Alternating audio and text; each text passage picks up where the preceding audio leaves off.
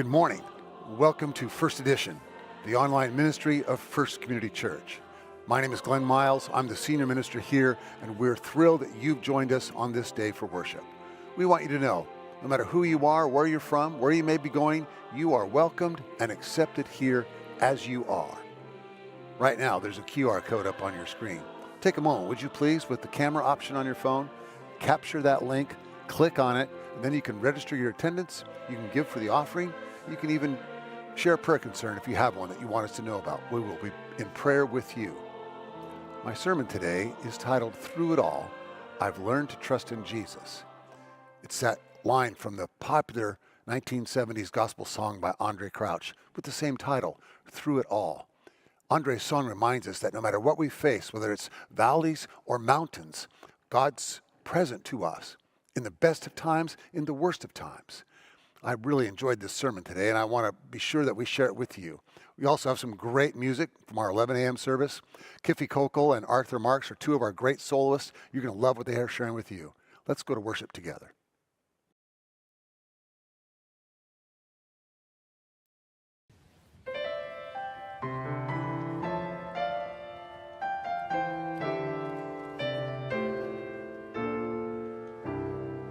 I've had many tears and sorrows. I've had questions for tomorrow. There've been times I didn't know right from wrong. But in every situation, God gave blessed consolation that my trials come to only make me strong. Though I've been a lot of places and I've seen a million faces, but there were times I still felt all alone. But in those lonely hours, those precious lonely hours, Jesus let me know I was his own. And we're singing through it all. Oh, through it all. Oh, yes, I've learned to trust in Jesus. I've learned to trust in God, singing through it all.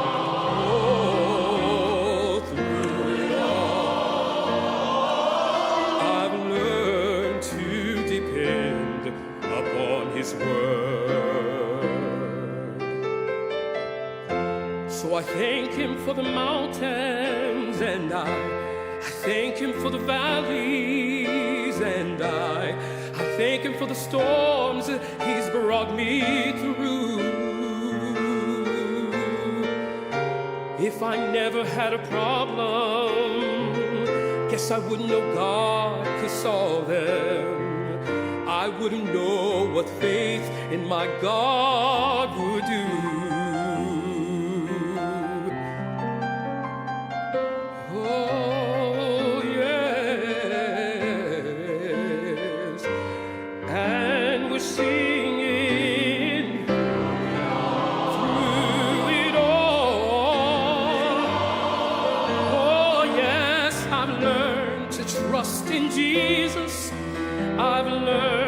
Trust in God.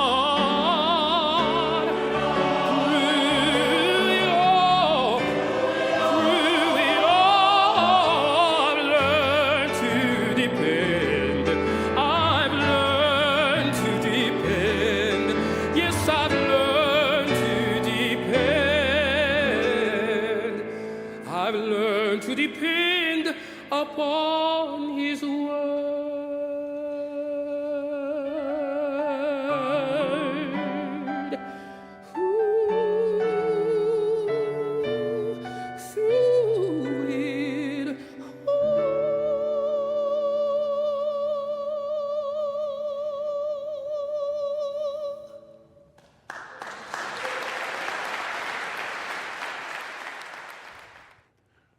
Through it all, I've learned to trust in Jesus. I've learned to trust in God. At the heart of this beautiful gospel anthem is the promise of God's presence in every moment of our lives, from the mountains to the valleys. Implied there also is the promise that we read in the Apostle Paul's letter to the church in Rome, where he says when we find ourselves in moments where we have no words, the Spirit intercedes with sighs too deep for words. Through it all,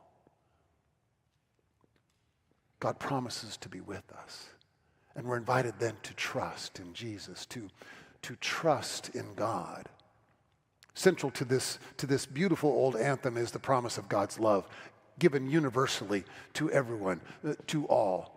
This is also central to Jesus' teachings. You can't really separate the idea of love away from and outside of the great teachings that we hear from Jesus, especially in the reading we heard this morning, which is the preamble, as Tom Long, a great New Testament scholar, calls it, the preamble to the Sermon on the Mount, which is sort of the constitution for the Church of Jesus Christ, for the Christian church. Foundational to those teachings are the simple idea of God's universal love. And you've probably noticed by now that for 2,000 years, Jesus' teachings, Jesus' life, Jesus' preaching has been central and foundational to the history of the church. Oh, there have been times when we've forgotten it or ignored it or left it behind or pushed it aside, certainly. But for the most part, for 2,000 years, the church has relied on understanding Jesus' life, his teaching and his preaching as guides for us to know how to live, how to interact with each other, and what we do when we go out into the world, to allow our lives to be a very witness to the love we've received. We have a little bit of a joke in our family that I think is hilarious, that my wife thinks is completely ridiculous.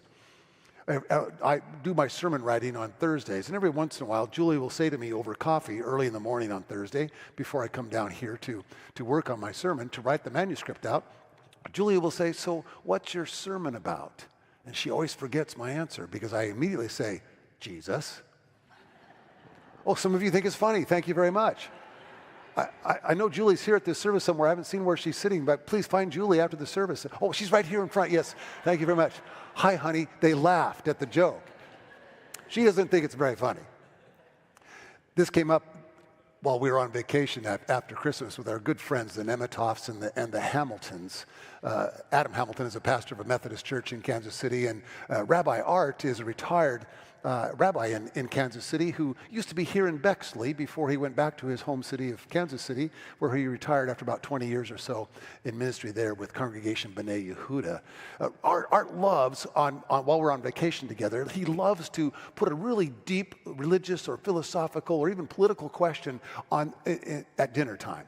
You know, we just want to have a nice meal and some wine and maybe tell a funny story or two, but Art just loves to be the rabbi all the time and ask these serious, hard questions, and actually it is kind of fun. We can get into some really good topics, but one night, while we were on vacation, right after Christmas, we just sat down at the table, had a nice meal, a little wine was poured, and Rabbi Art gave us this really deep, serious, philosophical question.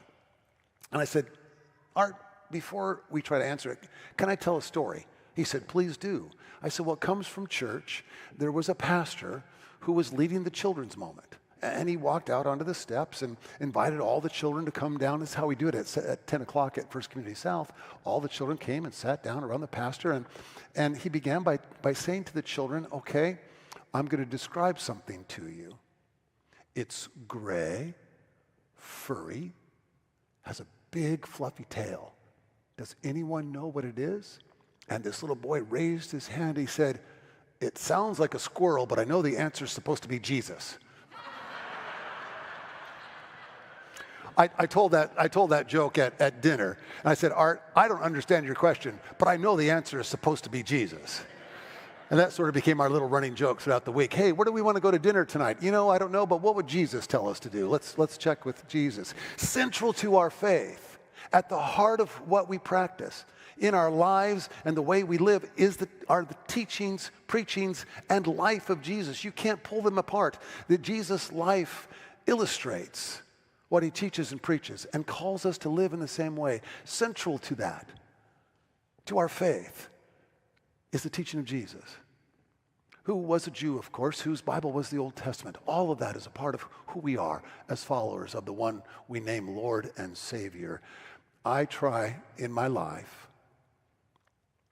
with my family, to practice the teaching and preaching of Jesus.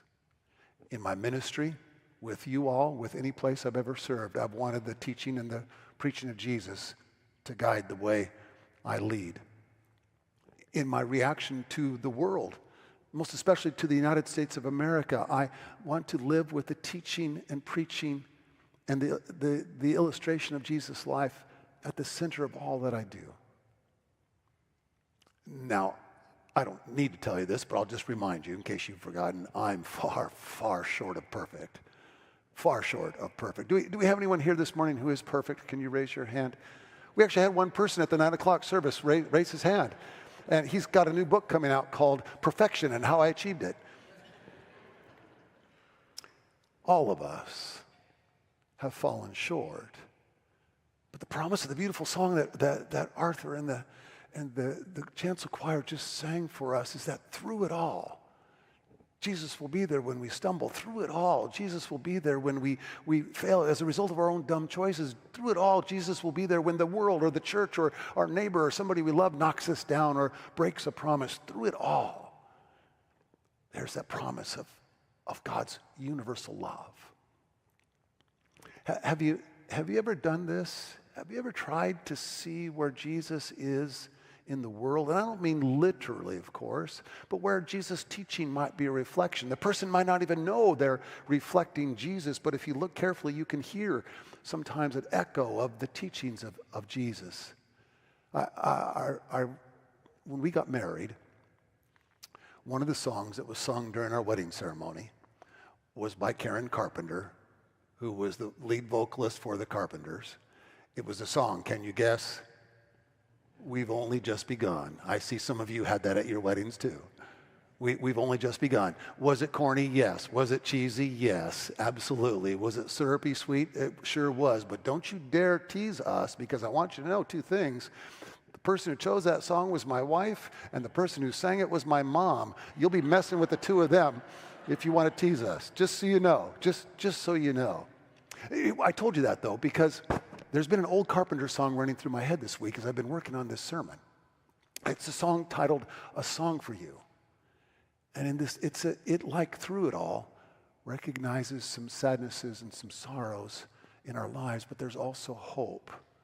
And Karen Carpenter sings in that beautiful voice, "I love you in a place where there's no space or time." Do you hear that? I love you in a place where there's no space or time. It sounds like something you might read in the Bible. It sounds like something you might hear. In fact, there is a verse in the Bible in the New Testament that says, to God 1,000 years is like a day, and a day is like 1,000 years.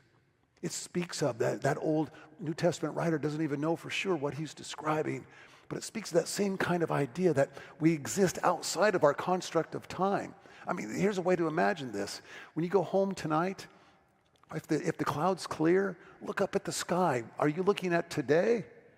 You're looking at millions of years ago. I don't understand how all that happens. It's way beyond my ability to comprehend. But I believe in my heart of hearts that God's love, God's universal love, stands above time. God's love, seen most clearly in the teaching, preaching, and life of Jesus Christ, is given in a place where there's no space or time. It's a beautiful promise, one that gives me hope for today and for tomorrow. But I'm fascinated, though, by the way folks ignore the Sermon on the Mount. Love is at the center of it. It's foundational to its teaching. It's foundational to Jesus' life. It guides him in everything he does and says and the way he lives his life. Even his willingness to go to the cross is a reflection of that great love. But it's so easy to ignore it, to push it aside. I've heard people say, friends of mine in ministry, some folks in the country these days are saying, well, it's too political, it's too weak, it's too doesn't make any sense. It's too soft. And they just kind of pushed it aside because it maybe might get in the way of whatever their agenda is. And I'm talking about people on all sides of views and things. And sometimes we just push Jesus aside because we don't want Jesus to get in our way. I remember when I was in seminary, most of my best friends worked in student ministry positions. I was the youth director at Watauga Avenue Presbyterian Church in Johnson City, Tennessee. Had a marvelous time there working with those folks. And I have another friend who worked in a country church about 50 miles outside of town. He went every Friday, visited folks on Saturday, preached and led the worship service on Sunday. One week, he decided to memorize the Sermon on the Mount, to preach it from heart, to preach it as though he were Jesus. He got up and came out on the chancel like I've done today. He went out there and stood in the center of the congregation and said, today's sermon is from Jesus. It's from Matthew. It starts in Matthew 5. It's the Sermon on the Mount. And he gave the whole thing from memory. It was beautifully done. When the service was over, the first person out of the door was this longtime leader in the church, a longtime elder who shook his hand and said, preacher, it's a good thing you told us that was from Jesus or you'd be in serious trouble right now. I mean, it's kind of funny, and it's kind of true. Those words are so powerful.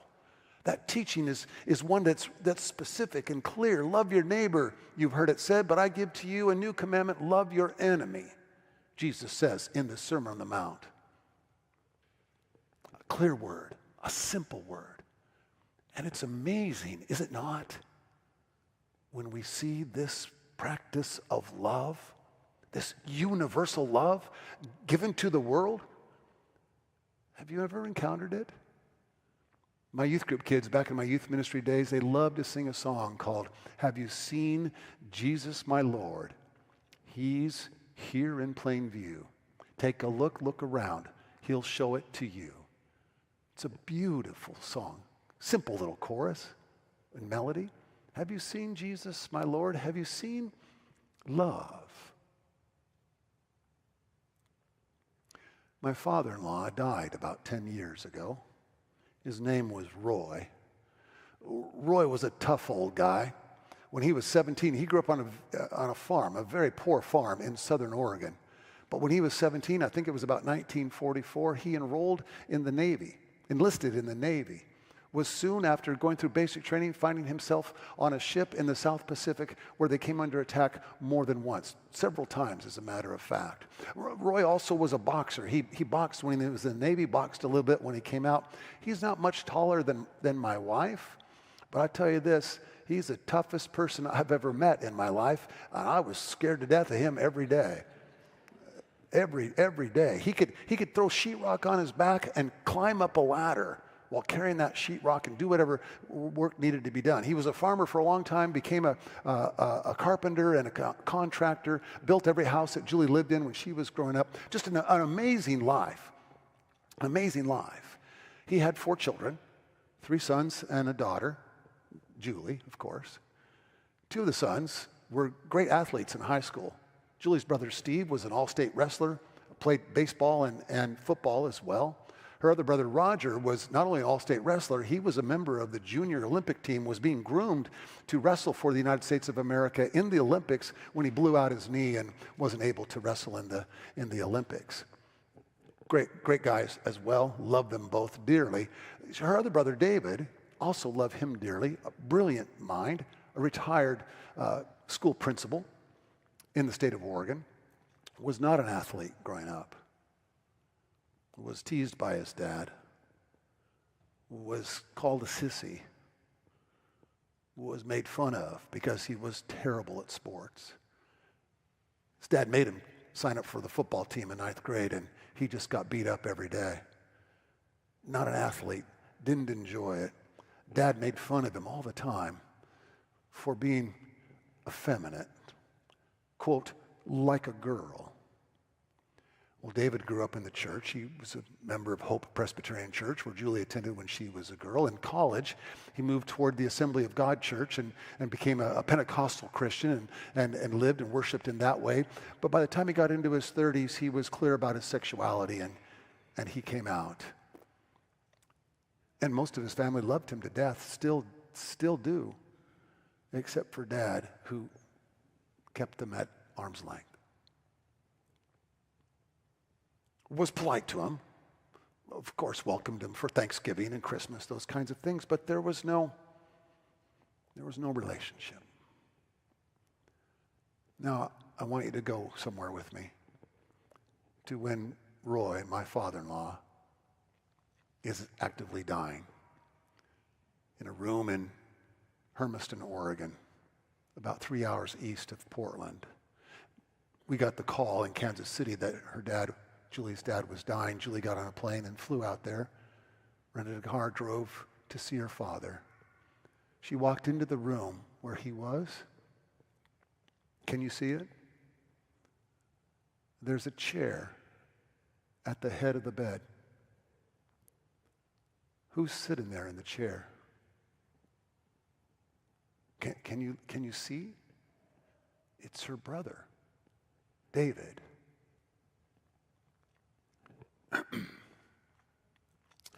He's holding his dad's hand. His other hand is gently stroking his father's hair.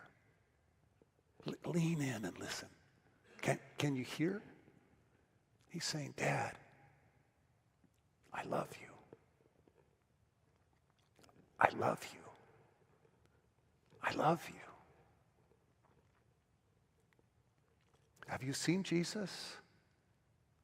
Have you seen the love of God at work in the world?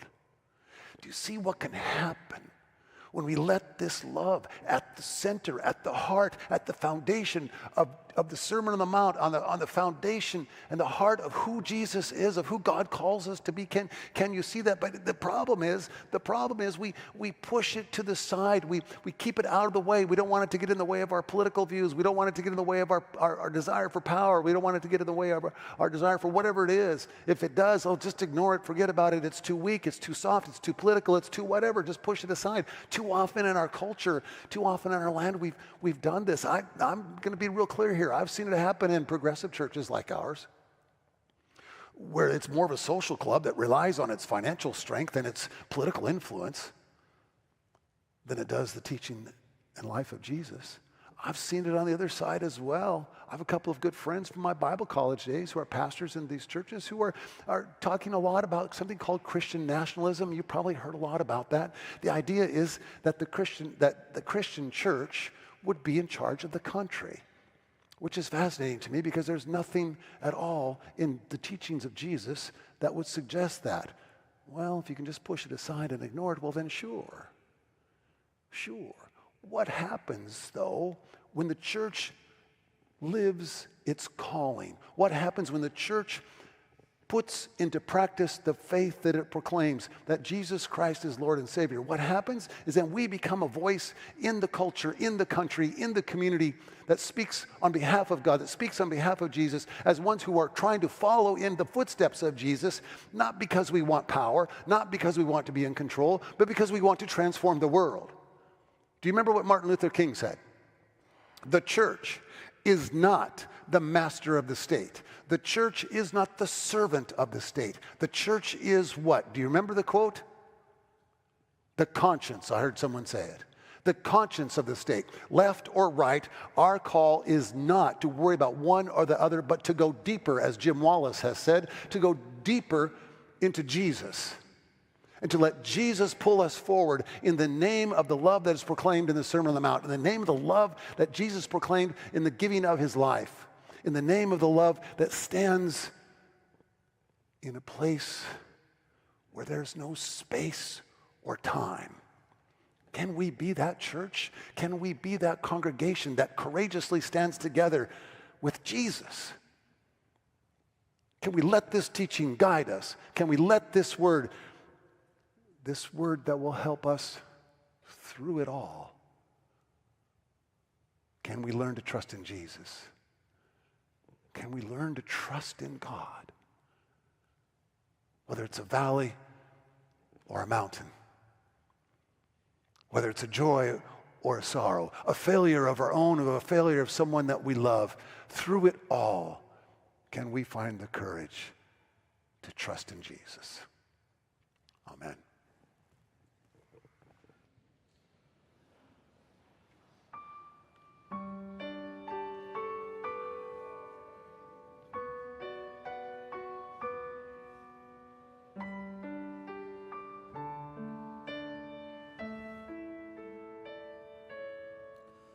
Softly and tenderly, Jesus is calling, calling for you and for me.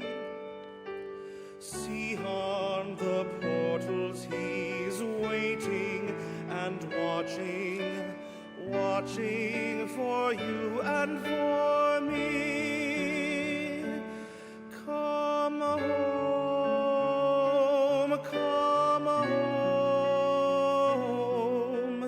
you who are weary, come home, come home, come home, you who are weary, come home.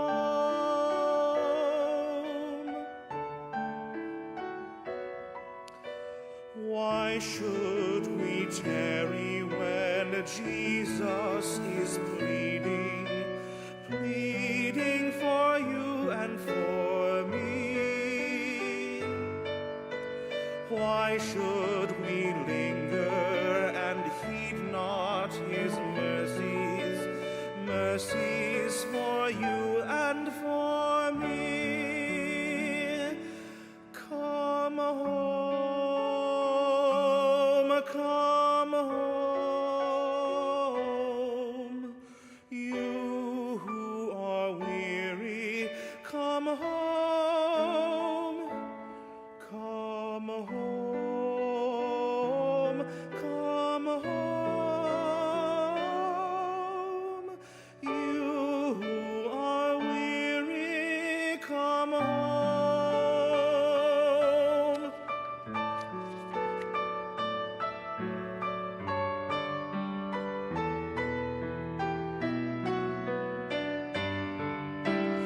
Oh, for the wonderful love he has promised, promised for you and for me. Though we have sinned, he has mercy and pardon, pardon for you and for me. Come home, come home, you who are weary, come home, come home, come home, you who are weary, come home, come home, come home, you who are weary, come home, come home, come home, you who are weary, you who are weary, you who are weary, come home.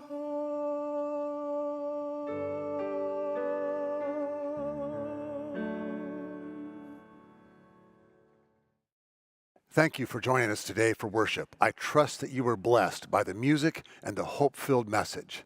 We want you to know that if you're interested in making a gift to First Community, we would love for you to do so. The QR code is back up on the screen for you right now. Remember, you capture that with the camera option on your phone, click on it, and there'll be a link there where you can give. As you can imagine, it takes quite a bit of support to be able to produce these worship services. We'd love to hear from you, and we thank you